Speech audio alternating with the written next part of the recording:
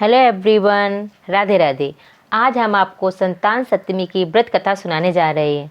एक दिवस महाराज युधिष्ठिर ने भगवान श्री कृष्ण जी से कहा कि हे प्रभु, कोई ऐसा उत्तम व्रत बतलाइए जिसके प्रभाव से मनुष्यों के अनेकों सांसारिक दुख एवं कलेश दूर हों एवं पुत्रवान हो। यह सुनकर श्री भगवान जी बोले, हे राजन, ये बड़ा ही उत्तम प्रश्न तुमने किया है। मैं तुम्हें एक पौराणिक कथा सुनाता हूँ, इसे ध्यानपूर्वक सुनो। एक समय लोमश ऋषि ब्रजराज की मथुरापुरी में वासुदेव देवकी के घर गए। ऋषि को आते हुए देखकर दोनों अत्यंत प्रसन्न हुए तथा उनको उत्तम आसन पर बिठा कर उनके अनेक प्रकार से वंदन और सत्कार किया। फिर मुनि के चरणामृत से अपने घर तथा शरीर को पवित्र किया। वह प्रसन्न होकर उनकी कथा सुनने लगी। कथा के कहते लोमस ऋषि ने कहा कि हे देवकी, दुष्ट दुराचारी पापी कंस ने तुम्हारे पुत्र मार डाले हैं, जिसके कारण तुम्हारा मन अत्यंत दुखी है। इसी प्रकार राजा नहुष की पत्नी चंद्रमुखी भी दुखी रहा करती थी, किंतु उसने संतान सप्तमी का व्रत विधि विधान से किया, जिसके प्रताप से उनको संतान का सुख प्राप्त हुआ।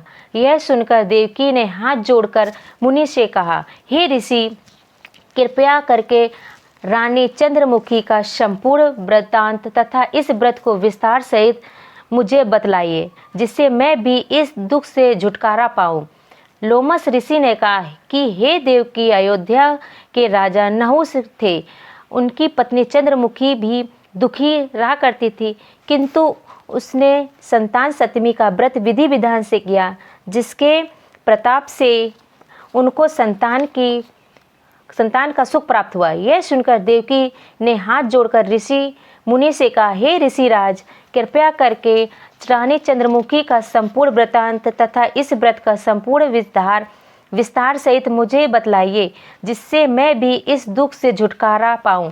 लोमस ऋषि ने कहा, हे देव, अयोध्या के राजा नहुष थे। उनकी पत्नी चंद्रमुखी अत्यंत सुंदर थी। उनके नगर में विष्णुगुप्त नाम का एक ब्राह्मण रहता था। उसकी स्त्री का नाम भद्रमुखी था। वह भी अत्यंत रूपवती सुंदर थी। रानी और ब्राह्मणी में अत्यंत प्रेम था। एक दिन वे दोनों सरयू नदी में स्नान करने के निमित्त गई। वहाँ उन्होंने देखा कि वह बहुत ही स्त्रियां सरयू नदी में स्नान करके निर्मल वस्त्र पहन मंडल में शंकर एवं पार्वती की मूर्ति स्थापित करके पूजा कर रही थी।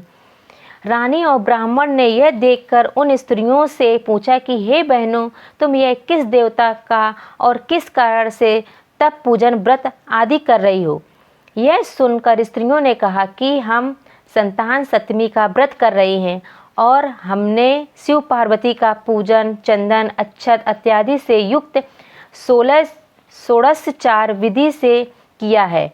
यह सब इसी पुनीत व्रत का विधान है। यह सुनकर रानी और ब्राह्मणी ने भी इस व्रत के करने का मन ही मन संकल्प कर लिया और घर वापस लौट गई। ब्राह्मणी भद्रमुखी तो इस व्रत को नियमित पूर्वक करती रही, किंतु रानी चंद्रमुखी राजमद के कारण कभी इस व्रत को करती, कभी नहीं करती, कभी भूल हो जाती। कुछ समय बाद दोनों मर गई। दूसरे जन्म में रानी बंदरिया और ब्राह्मणी ने मुर्गी की योनि पाई, परंतु ब्राह्मणी मुर्गी योनि में भी कुछ नहीं भूली और भगवान शंकर तथा पार्वती का ध्यान करती रही। उधर रानी बंदरिया की योनि में भी सब कुछ भूल गई। थोड़े समय के बाद दोनों ने यह देह त्याग दी। जब इनका तीसरा जन्म मनुष्य योनि में हुआ, उस ब्राह्मणी ने एक ब्राह्मणी के यहाँ कन्या के रूप में जन्म लिया तथा रानी ने एक राजा के यहाँ राज कन्या के रूप में जन्म लिया। उस ब्राह्मण कन्या का नाम भूषण देवी रखा गया तथा उसका विवाह गोकुल निवासी अग्निशील नामक ब्राह्मण से कर दिया। भूषण देवी इनकी सुंदर थी कि वह आभूषण रहित होते हुए भी अत्यंत सुंदर लगती थी। कामदेव की पत्नी रति भी उसके सम्मुख लज्जाती थी। भूषण देवी के अत्यंत सुंदर स्वर्ण गुण संपन्न चंद्रमा के समान धर्मवीर कर्मनिष्ठ सुशील स्वभाव वाले 8 पुत्र उत्पन्न हुए। वह सब शिव जी के व्रत का पुनीत फल था। दूसरी ओर शिवमुखी रानी के गर्भ से कोई भी पुत्र नहीं हुआ और वे निसंतान दुखी रहने लगे। ब्रह्मणी में जो प्रति पहले जन्म में थी वह अब भी बनी रही। रानी जब वृद्ध अवस्था को प्राप्त होने लगी तब उसके गूंगा, बहरा एवं बुद्धिहीन अल्प आयु वाला पुत्र हुआ। वह 9 वर्ष की आयु में इस क्षण भंगुर संसार को छोड़कर चला गया। अब तो रानी पुत्र शोक से अत्यंत दुखी और व्याकुल रहने लगी। देवयोग से भूषण देवी ब्रह्मणी रानी के यहाँ अपने सब पुत्रों को देखकर पहुँची। रानी का हाल सुनकर उसे भी बहुत दुख हुआ, किंतु इसमें किसी का क्या वश। कर्म और परिबद्ध को स्वयं ब्रह्मा भी मेट नहीं सकते। रानी कर्म युद्ध भी थी, इसी कारण उसे दुख भोगना पड़ा। इधर रानी उस पंडितानी के इस वैभव और 8 पुत्रों को देखकर इनमें ईर्ष्या करने लगी तथा उसके मन में पाप उत्पन्न हुआ। तब उस ब्राह्मणी ने रानी का संताप दूर करने निमित्त अपने 8 पुत्र रानी के पास छोड़ दिया।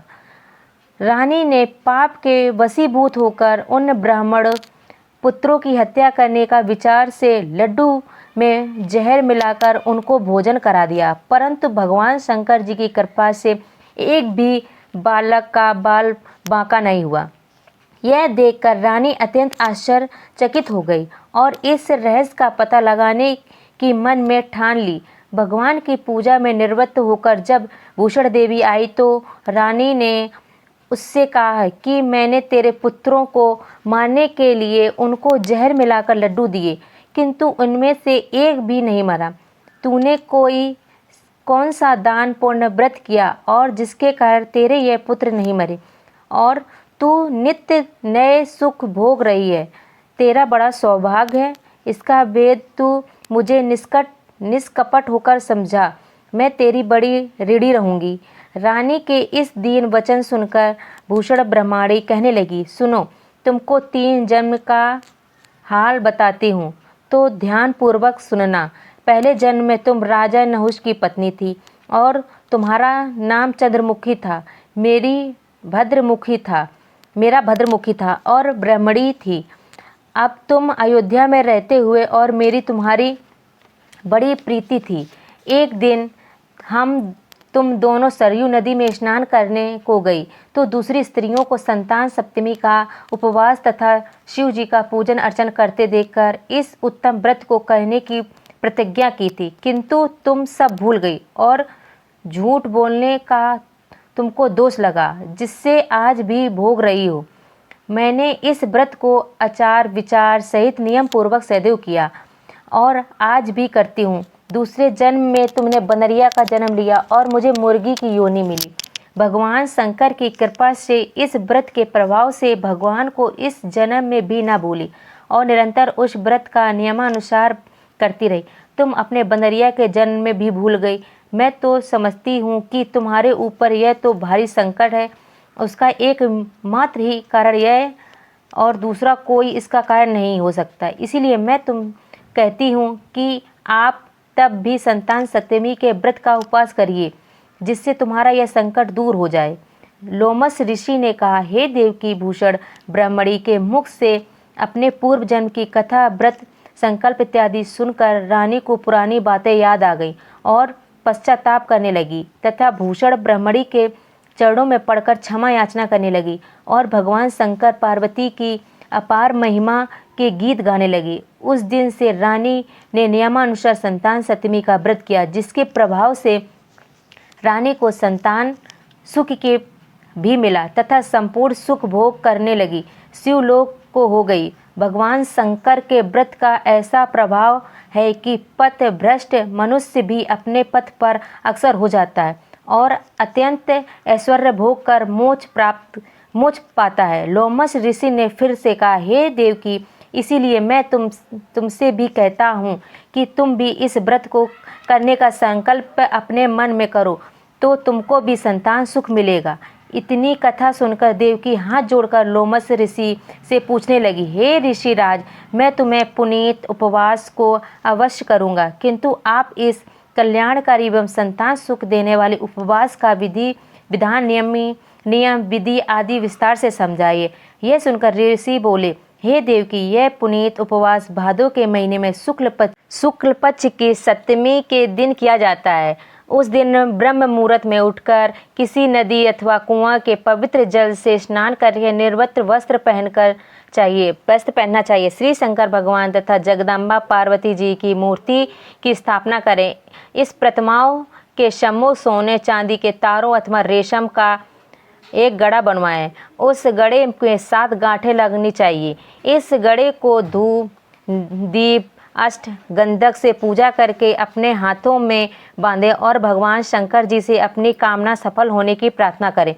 उसके पश्चात 7 पुआ बनाकर भगवान का भोग लगाएं और साथ ही पुए अपने एवं यथाशक्ति सोने अथवा चांदी के अंगूठी बनाकर इनको सबको तथा एक तांबे के पात्र में रखकर और उनका षोडशोपचार उपचार विधि से पूजन करके किसी सदाचारी धर्मनिष्ठ सत्पात्र ब्राह्मण को दान दें।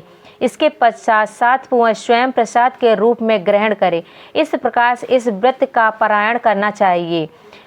प्रति मास की शुक्ल पक्ष की सप्तमी के दिन ये देवकी व्रत को इस प्रकार नियम पूर्वक करने से समस्त पाप नष्ट होते हैं और भाग्यवश संतान उत्पन्न होती है तथा अंत में शिवलोक की प्राप्ति होती है। हे देवकी, मैंने तुमको संतान सप्तमी का व्रत